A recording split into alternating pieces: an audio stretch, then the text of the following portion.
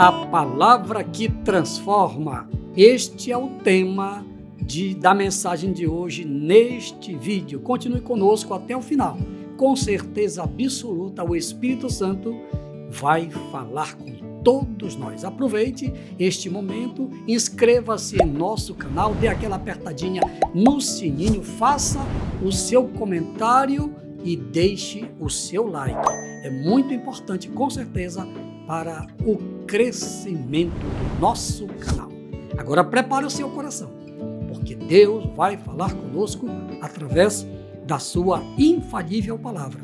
O texto de hoje está em Atos capítulo 13, a partir do versículo 41. Vede, ó desprezadores, e espantai-vos e desaparecei, porque opero uma obra em vossos dias, obra tal que não crereis se alguém vô-la contar. E saídos os judeus da sinagoga, os gentios rogaram que no sábado seguinte lhes fossem ditas as mesmas coisas. E despedida a sinagoga, muitos dos judeus e dos prosélitos religiosos seguiram Paulo e Barnabé, os quais, falando-lhes, os exortava a que permanecessem na graça de Deus. E no sábado seguinte, ajuntou-se quase toda a cidade a ouvir a palavra de Deus. Então os judeus, vendo a multidão, encheram-se de inveja e, blasfemando, contradiziam o que Paulo dizia. Mas Paulo e Barnabé, usando de ousadia, disseram: é mister que a vós se vos pregasse primeiro a palavra de Deus. Mas, visto que a rejeitais e vos não julgais dignos da vida eterna, eis que nos voltamos para os gentios. Aleluia! Glória a Deus! Meus irmãos, meus amigos, este texto ainda faz parte do discurso de Paulo lá na Antioquia da Pisídia.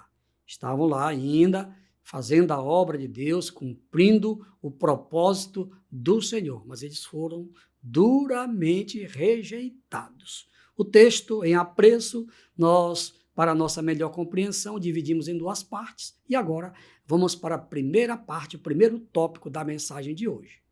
A perseverança na graça. Texto bíblico. E despedida a sinagoga, muitos dos judeus e dos prosélitos religiosos seguiram Paulo e Barnabé, os quais, falando-lhes, os exortavam a que permanecessem na graça de Deus. Exatamente. Irmãos e amigos, a graça de Deus é fundamental para todo ser humano. Porque é pela graça de Deus que nós somos salvos.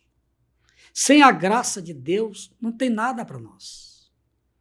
O que é graça? Já expliquei outras vezes, vou explicar mais uma vez com muito prazer. A graça, o conceito de graça, é um favor imerecido. Nenhum de nós merece ser salvo. Eu não mereço, você não merece, ninguém merece. A nossa salvação é pela graça de Deus, é por Jesus. Ele veio lá do céu por amor. João 3,16 está escrito. É o versículo áureo da Bíblia.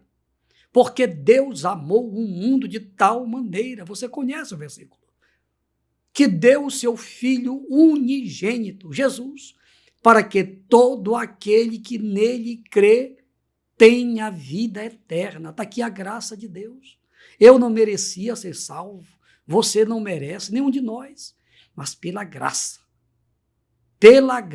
de Deus nós somos salvos. Então Paulo falou da graça de Deus para os irmãos lá de Antioquia da Pisídia. Mas os judeus, olha só, os judeus, para quem Jesus veio primariamente, está lá em João capítulo 1, veio para os que eram seus, porém os seus, os judeus, não lhes receberam, mas a tantos quantos lhes receberam no passado, lhes receberam no passado, estão lhe recebendo no presente e vão lhes receber no futuro, Ele deu-lhes o poder no passado, dá o poder hoje no presente e vai dar o poder no futuro para aquele que crê. É para você, meu irmãozinho, esta promessa. Mas os judeus não creram. Não creram. E por isso Deus, depois da ressurreição de Cristo, depois que Cristo foi para o céu, o evangelho então foi pregado a toda a criatura. Então os gentios, quer dizer, aqueles que não eram judeus, ouviram, se converteram e hoje então Deus formou um povo chamado igreja. Quem faz parte da igreja de Jesus hoje? Judeus que se converteram e estão se convertendo e os gentios. Entre os gentios era eu e você, porque eu não sou judeu, não sou descendente de judeu. Então, por isso, eu era gentil, mas a graça de Deus me alcançou. Então, Paulo, fez menção da graça. Vocês têm que permanecer na graça. Jesus já fez a parte dele, agora vocês precisam permanecer. Por isso que Jesus falou, aquele que permanecer, aquele que perseverar na graça até o fim, esse aí vai ser salvo. Vamos agora para o segundo tópico da mensagem de hoje. Consequências da rejeição. Texto bíblico. E no sábado seguinte, ajuntou-se quase toda a cidade a ouvir a palavra de Deus. Então os judeus, vendo a multidão, encheram-se de inveja e, blasfemando, contradiziam o que Paulo dizia. Mas Paulo e Barnabé, usando de ousadia, disseram: era mister que a vós se vos pregasse primeiro a palavra de Deus. Mas, visto que a rejeitais e vos não julgais dignos da vida eterna, eis que nos voltamos para os gentios. Pois é, meus irmãos, meus amigos, Deus, ele tem os seus planos e os seus projetos. E, em alguns casos, Deus quer a nossa participação. Há casos em que Deus unilateralmente resolve. Por exemplo, quando foi para ele criar o universo, não existia homem, não existia anjos, Deus criou tudo pela sua soberana vontade. Depois que ele criou o homem, Deus sempre quis que o ser humano participasse dos seus projetos. Tanto é que Deus criou o primeiro casal, Adão e Eva, colocou eles lá no jardim, para quê? Para que eles crescessem, olha aí, coisa do homem, crescessem, multiplicassem e enchessem a terra. Mas, infelizmente, eles pecaram. Aí Deus mudou de ideia. Mas mesmo assim a graça de Deus se manifestou logo lá no Jardim do Éden, porque Adão poderia ter morrido imediatamente, ele e Eva, quando pecaram, porque Deus disse para eles, o dia que eles comessem da árvore do conhecimento do bem e do mal, eles iriam morrer. Mas Deus usou de misericórdia. Bem, vocês vão morrer não agora. Vocês vão viver. Vocês têm a chance de se recuperar. Deus tirou eles do jardim, nós conhecemos a história. E aí, meus amigos, Gênesis 3,15 veio a primeira promessa de Deus registrada na Bíblia. Da semente da mulher nascerá aquele que virá ao mundo para quê? Para esmagar a cabeça da serpente, Satanás. Então isto se cumpriu em Jesus. Jesus veio para quê? Para que lá na cruz ele consumasse o nosso direito de vida eterna. Só que os judeus não aceitaram esta mensagem. Eles não aceitaram as promessas de Jesus. E foi por isso que Jesus ordenou que o evangelho fosse pregado a toda a criatura. Então, hoje, as bênçãos de Deus não são apenas para os judeus. As bênçãos de Deus são hoje para nós, através do sacrifício de Jesus lá na cruz. Você lê a carta aos Gálatas, capítulo 3, a partir do versículo 13, lá está escrito que através do sacrifício de Jesus na cruz, as bênçãos que Deus fez a Abraão, que era primariamente para o povo judeu, agora estas bênçãos foram estendidas a nós. E a bênção maior é a bênção espiritual, a bênção da vida eterna foi estendida a mim e a você, meu prezado irmão, meu amigo. Então, lamentavelmente, os judeus não quiseram. Então, como consequência da rejeição dos judeus, a salvação, a bênção da salvação se estendeu a cada um de nós. Agora, nós precisamos fazer a nossa parte. Eu, por exemplo, já fiz a minha, a pastora Sara já fez a dela, a irmã Lili, que está aqui trabalhando para Jesus, fazendo esta filmagem linda, maravilhosa, ela também já fez a decisão dela, já fez a parte dela. O irmão Gustavo também já fez a parte dele. Agora você, amigo, precisa fazer a sua parte. Qual é a minha parte, pastor? A sua parte é a mais fácil. Basta crer. Abra sua boca agora e declare: Jesus, eu quero te aceitar como meu Senhor, como meu Salvador. Faça isto publicamente e, se não for possível, faça intimamente. Faça falando com Deus mentalmente.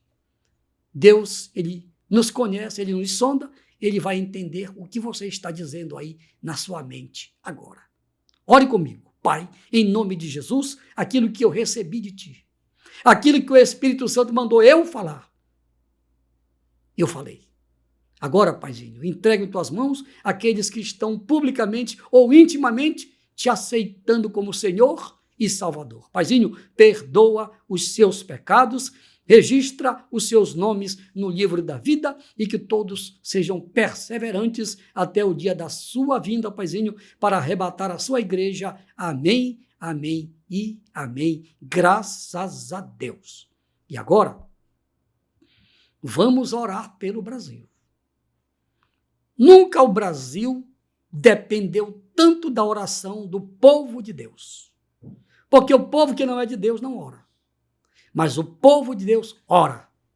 E eu vou pedir para a pastora Sara agora ler o que está escrito na carta de Paulo a Timóteo, na primeira carta de Paulo a Timóteo, pastora Sara, no capítulo 2, a partir do versículo 1.